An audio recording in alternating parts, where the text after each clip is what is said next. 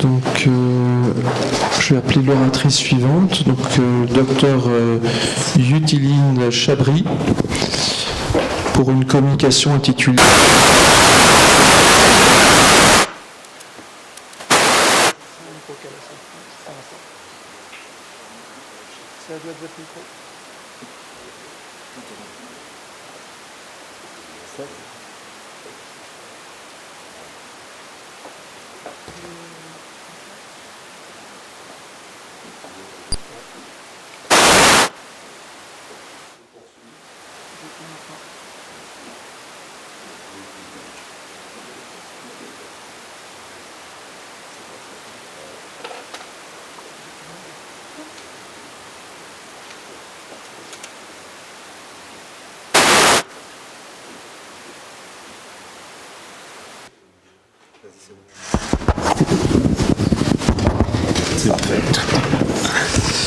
Donc voilà, donc c'est réparé. Alors, rétrécissement aortique calcifié, comparaison histologique entre valve saine et valve calcifiée vers un mécanisme s'apparentant à la fibrose sclérose. Chers maîtres, messieurs les modérateurs, chers consoeurs, chers confrères, c'est avec un immense plaisir que je vous présente mon travail sur le rétrécissement aortique calcifié. Donc, Yutiline Chabry, je suis en seconde année de thèse de sciences dans le laboratoire MP3CV, chef de clinique en chirurgie cardiaque à l'hôpital d'Amiens. Alors, l'agenda de ma présentation, d'abord la spécificité du rétrécissement aortique calcifié et son traitement par chirurgie cardiaque avec la nécessité d'une circulation extracorporelle, la problématique autour de cette pathologie, d'où découle mon projet de Master 2 et ensuite ma thèse de sciences. Le rétrécissement aortique calcifié est une pathologie qui touche la valve aortique qui se situe entre le ventricule gauche et l'aorte. C'est une porte qui se situe, alors vous voyez un cœur qui bat à 60 battements par minute avec un débit d'environ 3 à 4 litres par minute, avec alors la valve aortique joue ce rôle de porte, et lorsque celle-ci est rigidifiée, elle produit un obstacle à l'éjection du ventricule gauche. Le traitement de cette pathologie est le remplacement valvulaire aortique, soit par voie percutanée par TAVI, soit par chirurgie cardiaque. La spécificité de la chirurgie cardiaque, c'est en fait réellement dans le bloc opératoire la communication entre 3 équipes, la partie chirurgicale, les anesthésistes et le pompiste avec la circulation extracorporelle. Il faut imaginer que pour pouvoir opérer cette valve, il faut pouvoir arrêter le cœur, d'où la nécessité d'une cannulation aortique pour envoyer le sang, d'une cannulation veineuse pour récupérer le sang, pour pouvoir ensuite clamper et injecter de la cardioplégie pour pouvoir arrêter le cœur, réaliser l'aortotomie et donc pouvoir procéder à l'ablation de cette valve pathologique et de la remplacer par une prothèse. Voici ce que l'on obtient lorsque l'on retire cette valve aortique. Donc vous imaginez que le traitement est quand même radical. Le contexte de cette pathologie, la problématique, c'est vraiment ralentir la progression du RAC pour justement éviter à ces patients de pouvoir être opérés, et donc toutes les complications qui peuvent être liées à l'emploi de la CEC. Les données de la littérature en ce moment sur les mécanismes de calcification sont plus sur 2 écoles, soit un phénomène qui serait de l'athérosclérose, donc similaire aux calcifications vasculaires, soit plutôt un phénomène, en tout cas un processus actif qui ressemblerait à de l'ossification avec une différenciation des cellules en ostéoblastes-like. Donc les expérimentations actuelles, il faut savoir que en termes de matière pour travailler, les valves aortiques, c'est pas si facile d'en avoir des valves aortiques humaines. Celles qu'on arrive à obtenir dans notre laboratoire, c'est celles qui sont issues des blocs, du bloc de chirurgie. Donc il faut pouvoir avoir déjà de la matière pour pouvoir travailler avant de trouver une thérapie, d'où mon projet de Master 2 qui l'idée, c'était de pouvoir savoir si on pouvait travailler sur un modèle pratique, peu cher, peu coûteux. Donc, pourquoi pas commencer par des rats. Donc là, vous avez donc la petite photo de rat qui nécessite de travailler sous microscope. Donc l'idée, c'était d'essayer de calcifier ces valves pour pouvoir ensuite travailler dessus. Le choix, ça a été le phosphate inorganique à des temps d'incubation à J7 et à J14 sur un effectif d'à peu près 65 rats.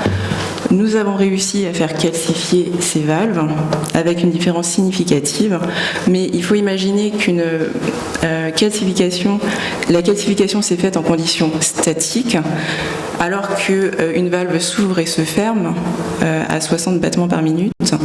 Donc la seconde idée a été de pouvoir la mettre en flux, sachant qu'il existe des cœurs isolés perfusés de type Langendorf, mais avec une machinerie qui coûte très cher au niveau de notre laboratoire et surtout qui permettent d'étudier l'hémodynamique mais pas la calcification. Donc l'idée a essayé de mettre au point pendant mon Master 2 un modèle plus dynamique. Donc là, j'ai repris juste le ventricule gauche en essayant de cannuler au niveau de l'aorte, en retirant l'oreillette gauche et de mettre le cathlon directement dans la valve mitrale. Alors, ça a été un peu difficile, ça fuyait, et à force, au bout d'un moment, ça ne fuyait plus. J'ai pu le connecter au système IBD qui avait été utilisé dans le laboratoire pour tout ce qui était calcification vasculaire, mais ça n'a pas beaucoup tenu. À une pression de 90, et ben, ça fuyait énormément. Du coup, d'où la discussion du fait que déjà le modèle de rat n'est pas totalement reconnu comme étant superposable au modèle humain au niveau du RAC. Le fait aussi que les manipulations étaient un petit peu difficiles et que finalement on n'avait pas plus de matière que ça, d'où l'idée en thèse de science de plutôt s'attaquer à du modèle porcin ou bovin, plutôt du modèle porcin, surtout en s'inspirant des industriels qui utilisent ces modèles-là pour les bioprothèses. D'où l'essai sur des cœurs de porc à l'abattoir, où on retrouve que macroscopiquement, alors l'idée c'est de pouvoir valider que l'on peut travailler sur des corps de porc parce que ça ressemble à des cœurs humains et qu'on a les mêmes structures anatomiques et histologiques. Donc déjà macroscopiquement ça se présente pareil. Vous avez les 4 cavités, sachant juste que le porc est en station à 4 pattes, donc on n'a pas totalement la même orientation. En tout cas, sur des cœurs de porc, on retrouve la même apparence macroscopique. On est toujours sur l'apparence tissulaire macroscopique que sur des valves humaines normales. Alors, pour avoir des valves humaines saines, c'est très difficile. Je les répète. Donc on a commencé par des colorations histologiques, le trichrome de Goldner et le bleu altian, qui nous permet de retrouver les 3 feuillets bien décrits dans la littérature humaine, qui sont la fibrosa, la spongiosa et le ventricularis, et la ventricularis. Lorsque l'on réalise cette histologie sur des valves humaines calcifiées, cela nous permet en fait déjà de plus se reconcentrer sur la mécanistique de la calcification. Là, en fait, on arrive à percevoir que ces nodules, on ne retrouve pas du tout cette caractérisation d'ossification de tissus osseux, mais plus des nodules d'aspect colloïdaux fibrotiques, ce qui va à l'encontre de des 2 écoles de processus actifs qui partent sur l'hypothèse que cela ressemble plutôt à de la calcification vasculaire ou de la calcification de type osseuse. Donc en conclusion, on est très loin d'avoir élucidé les mécanismes physiopathologiques de la calcification de la valve aortique du fait du manque de modèles. Il faut reconsidérer dans notre modèle la condition dynamique qu'on n'a pas encore pour les cœurs de porc, tester de nouveaux marqueurs pour pouvoir enfin tester les thérapies décalcifiantes. Et dans la finalité, c'est anticiper l'augmentation du RAC avec le vieillissement de la population. Je vous remercie pour votre attention.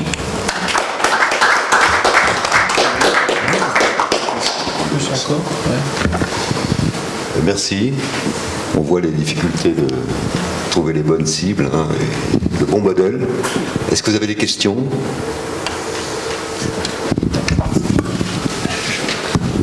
Voilà. Merci. D'abord, c'est très novateur. Vous êtes en train de bouleverser les connaissances, là, éventuellement, en disant que les calcifications ne sont pas du tout dues. Enfin, du moins, ce qu'on observe n'est pas dû à ce qu'on pensait depuis de très, très longues années. Alors, est-ce que vous voyez, si ça se confirme, est-ce que vous voyez une application clinique, en tous les cas dans la prévention du RAC, et comment vous la voyez? Alors bien sûr, justement avec le temps imparti, j'ai pas parlé des modèles animaux. Si on arrive à montrer ce phénomène mécanistique de fibrose, on a de nouveaux marqueurs. Donc on va tester ces antagonistes sur justement les modèles animaux. Donc, et voir si effectivement on arrive à ralentir la pathologie. Beaucoup de travail encore. Oui, effectivement. Je peux parler fort. Merci beaucoup pour votre travail, c'est toujours intéressant. Juste une question de néophyte complet. C'est toujours acquis ou est-ce qu'il y a des valves calcifiées congénitales? Il existe... Pour des modèles, savoir s'il y avait des corrélations entre les modèles. Il existe des valves calcifiées congénitales. Les bicuspides ont plus un patrimoine héréditaire. Alors on ne sait pas l'expliquer pour le moment, on est dessus, qui explique qu'elles calcifient plus vite. Mais la plupart sont acquises et dégénératives, oui. Est-ce qu'à terme, il faudra garder le terme RAC calcifié? J'espère qu'avec ces travaux et le peu de moyens qu'on a comparé aux autres travaux, on arrivera à pouvoir changer cet intitulé. Mais on soupçonne qu'il y a quelque chose d'autre. Alors, il y a des patients qui développent des os au niveau des cicatrices. Malheureusement, le nom m'échappe, là, je ne sais plus comment on dit. Kéloïde? Non, mais plus fort. Enfin, c'est de l'os. C'est des. Oui. Enfin, est-ce que il y a peut-être des facteurs individuels aussi qui peuvent jouer? Sûrement, oui. Ouais. Sûrement, et ça oui. peut être Alors en fait l'idée c'est de pouvoir justement dès lors qu'on va comparer ces valves de porc et dire que ça s'apparente bien à des valves humaines, on va les faire calcifier et en les faisant calcifier on espère trouver des similitudes avec les calcifications des valves qu'on a déjà du bloc opératoire qui sont calcifiées, et dès qu'on a cette mécanistique où on dit que c'est pas de l'os mais de la fibrosclérose, on part sur de la mécanistique qui nous permet de cibler la protéomique et la génétique et de justement ensuite antagoniser, avoir des facteurs antagonisants sur les mécanismes. Voilà, plus ciblés et pas partir se disperser dans ce sens-là. Y a-t-il d'autres questions? Bien, merci. Merci pour votre attention.